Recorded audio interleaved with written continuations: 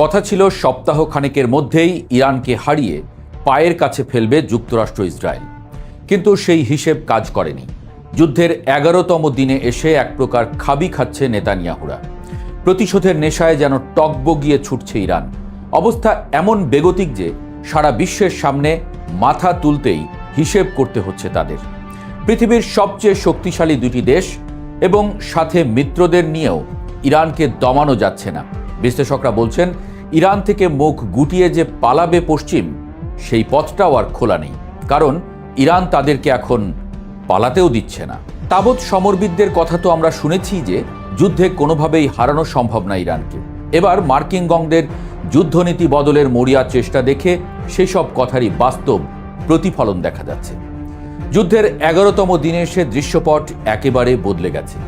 যুক্তরাষ্ট্র এবং ইসরায়েল ভেবেছিল ইরানের সর্বোচ্চ নেতা ও শীর্ষ সামরিক কর্মকর্তাদের হত্যা করলেই তেহরানের ইসলামী শাসন ব্যবস্থা হুড়মুড় করে ভেঙে পড়বে। কিন্তু তাদের সেই ধারণা যে কতটা ভুল ছিল তা এখন হাড়ে হাড়ে টের পাচ্ছে পেন্টাগন ও Tel Aviv. Operation epic Fury নামের এই যুদ্ধের শুরু থেকেই ইরান তাদের সামরিক কৌশলে অভাবনীয় পরিবর্তন এনেছে। আগের মতো আর প্রথাগত ছকে বাঁধা যুদ্ধে নেই তেহরান। উল্টো কিভাবে সময়ের সাথে তাল মিলিয়ে চরম বৈরী পরিস্থিতিতেও যুদ্ধে মানিয়ে নিতে হয়, সেটাই এখন সারা বিশ্বকে দেখিয়ে দিচ্ছে ইরানের সামরিক বাহিনী। ডোনাল্ড ট্রাম্প প্রশাসন বাইরে যতই যুদ্ধ জয়ের হাঁকডাক দিক না কেন, খোদ মার্কিন প্রতিরক্ষা দপ্তরের শীর্ষ কর্মকর্তারাই স্বীকার করছেন যে তারা এক ভয়ানক গ্যাড়াকলে আটকে পড়েছেন। একদিকে বলা হচ্ছে যুদ্ধ প্রায় জিতে গেছে, অন্যদিকে আতঙ্কে মার্কিন নৌবাহিনী মধ্যপ্রাচ্যে তাদের তৃতীয় বিমানবাহী নৌবহর মোতায়েনের প্রস্তুতি নিচ্ছে। এতেই পরিষ্কার বোঝা যায় ভেতরে ভেতরে কতটা কোণঠাসা হয়ে পড়েছে যুক্তরাষ্ট্র ও ইসরায়েল। ইরান কোথায় কোথায় হামলা করছে তার তালিকা দেখলে রীতিমতো চোখ কপালে ওঠার জোগাড় হবে। এর আগে ইরান সাধারণত তাদের সব ড্রোন ও ক্ষেপণাস্ত্র সরাসরি ইসরায়েলের দিকেই ছুঁড়ত, কিন্তু এবার ছক পুরোপুরি ভিন্ন। কাতার, কুয়েত, সংযুক্ত আরব আমিরাত, সৌদি আরব, ইরাক ও বাহরাইনে থাকা মার্কিন মিত্র ও সামরিক সম্পদ লক্ষ্য করে হাজার হাজার সস্তা কিন্তু নিখুঁত ড্রোন ছুটছে তেহরান। ইরাকের ইরবিলে মার্কিন সেনারা অবস্থান করছেন এমন একটি বিলাসবহুল হোটেলে নির্ভুল ড্রোন হামলা চালিয়ে ইরান প্রমাণ করে দিয়েছে যে পেন্টাগন তাদের সেনাদের কোথায় লুকিয়ে রাখছে সেই গোপন খবরও তেহরানের নখদর্পণে রয়েছে। কাতারের আল উদেইদ ঘাঁটির অত্যাধুনিক রাডার ব্যবস্থা পুরোপুরি গুঁড়িয়ে দিয়েছে তারা। কুয়েতের আরিফজান ও আলী আল সালেম বিমান ঘাঁটির যোগাযোগ ব্যবস্থাও তছনছ করে দেওয়া হয়েছে। সবচেয়ে বড় ব্যাপার হলো ইরানের তেল শোধনাগারে মার্কিন ইসরায়েলি হামলার কড়া প্রতিশোধ হিসেবে ইরানও এবার সরাসরি ইসরায়েলের তেল শোধনাগারগুলোকে নিশানা করেছে। চোখ রাঙিয়ে তারা বুঝিয়ে দিয়েছে নিজেদের জ্বালানি খাতে আঘাত এলে ইসরায়েলের জ্বালানি নিরাপত্তাকেও তারা ধুলোয় মিশিয়ে দেবে। আর্থিক অঙ্গনেও এবার বড়সড় আঘাত হানার ছক কষেছে তেহরান। সমরবিদরা জানাচ্ছেন সামরিক স্থাপনার বাইরে এবার মার্কিন ও ইসরায়েল সংশ্লিষ্ট বড় বড় ব্যাংক এবং আর্থিক প্রতিষ্ঠানগুলোতে সাইবার ও সরাসরি হামলা চালানোর পরিকল্পনা করছে ইরান।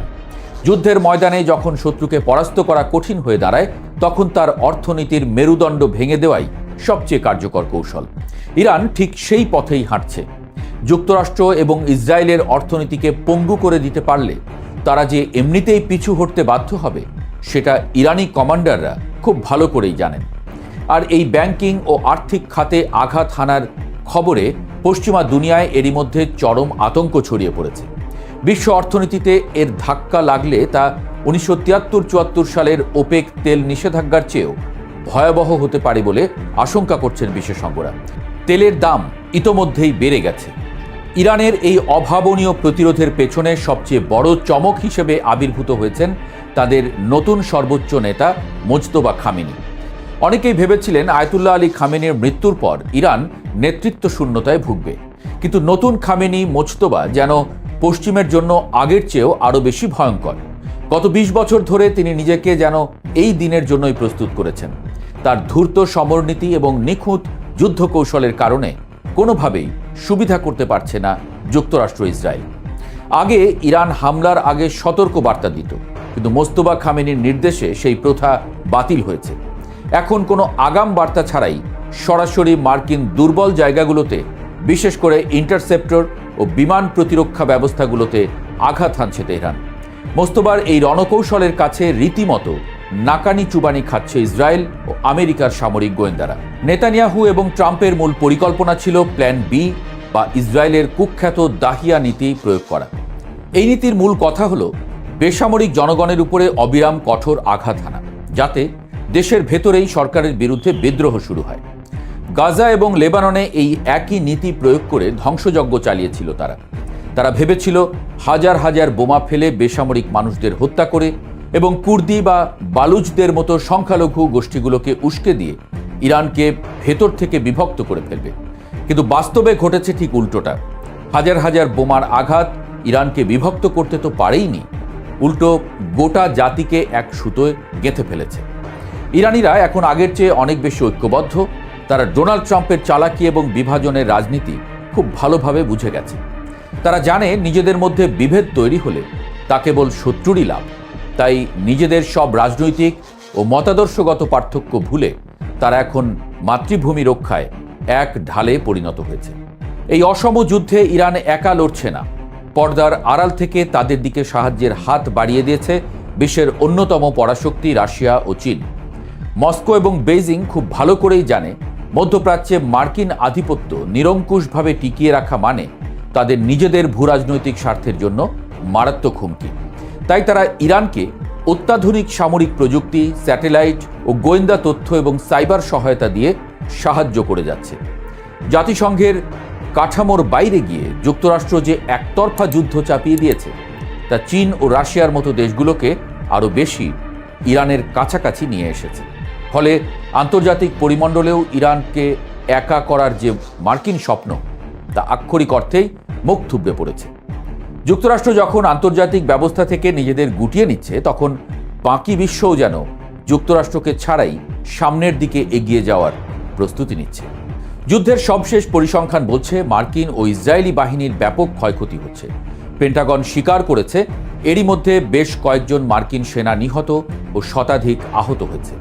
অন্যদিকে যুক্তরাষ্ট্রের শত শত কোটি ডলারের থার্ড ইন্টারসেপ্টর এবং বিমান প্রতিরক্ষা ব্যবস্থার মজুতে বড় ধরনের টান পড়েছে। বিশেষজ্ঞরা বলছেন ইরানের সব ক্ষেপণাস্ত্র উৎক্ষেপণ কেন্দ্র সম্পর্কে যুক্তরাষ্ট্রের কাছে এখনও পরিষ্কার কোনো ধারণা নেই। মজার ব্যাপার হলো, সামরিক বিশেষজ্ঞরা মনে করছেন ইরান এখনও তাদের সেরা তীরটি ছোঁড়েইনি।